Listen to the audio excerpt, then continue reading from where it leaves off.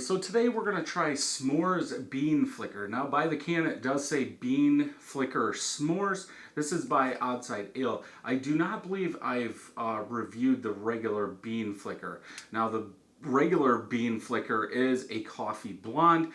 This adds s'mores. Yeah, blonde ale with coffee and s'mores flavoring. Manufactured on 6/8/21, so let's say 2 months old. I did pick this up at Mega Bev. I'm not sure what the cost is, and I don't know why there's a whole bunch of stuff on the top of it. Bean Flicker is good if you're into coffee beers. My guess is you're going to have to be into coffee beers for this. Now, depending on how they did the s'mores, this could be closer to a dessert beer than anything. I believe, if I remember right, the Bean Flicker, the regular one, did have a good amount of coffee in it. So I don't know if this is going to be full coffee with a little bit of sweetness, because really that marshmallow, if they're putting it in here, is probably going to make it real sweet. But let's find out. Small medium bubbles spread apart, off-white colored head, about a finger of head dying down quickly. For the color, it's got a brown tint to it, but I could see that using coffee. Looks like a regular blonde ale, just a little bit darker. See if it'll focus here.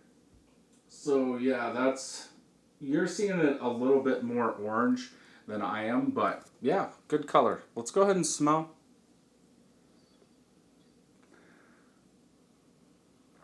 You do get that coffee with a little bit more roasted note in there than you would expect in a light coffee.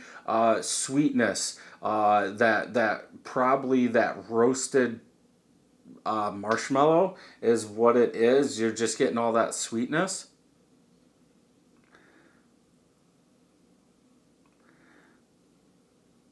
I almost want to say a little graham cracker, like a touch of graham cracker in there. I don't know if it's just that roasted coffee with that sweetness that's making me think of a s'more like a graham cracker, because if that's the case, then I guess they hit it. I still think the coffee sticks out in this more than anything, but you can pick up on that s'more flavoring or s'more idea. Let's go ahead and taste.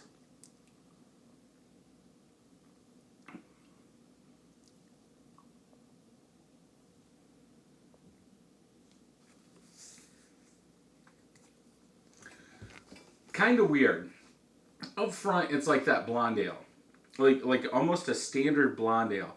Then you get that roasted marshmallow sweetness, a little bit of graham cracker as it goes through the palate. Right at the end, it's like that coffee comes into play.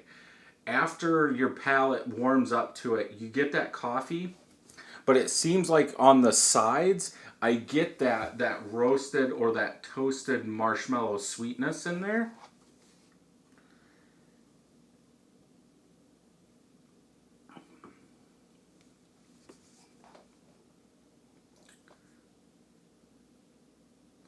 Yeah. It's the aftertaste is a lot better than the taste. It's still good, but that sweetness, that like roasted marshmallow graham cracker sweetness in the aftertaste is the best. I don't know why they would put a s'more in with coffee. I've never had anything like that. It's almost like they would make this with their peanut butter.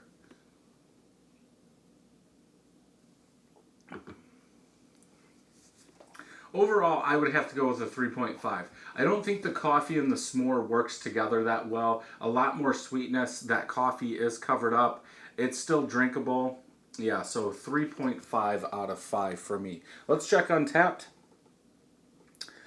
5 of my friends have checked it in, 3.9 out of 5. 604 people have checked it in, 3.84. So I am a little bit lower. Marshmallow sweetness, chocolate, coffee, malty is the descriptors for this. Yeah, this person likes the regular bean flicker. So Jeff M says coffee and s'mores good together. He gave it a 3.75. So yeah, this is definitely one, if you're into coffee blondes with coffee, definitely one to pick up and try. If you enjoyed this review, check some more out over here. And until next time, happy brewing.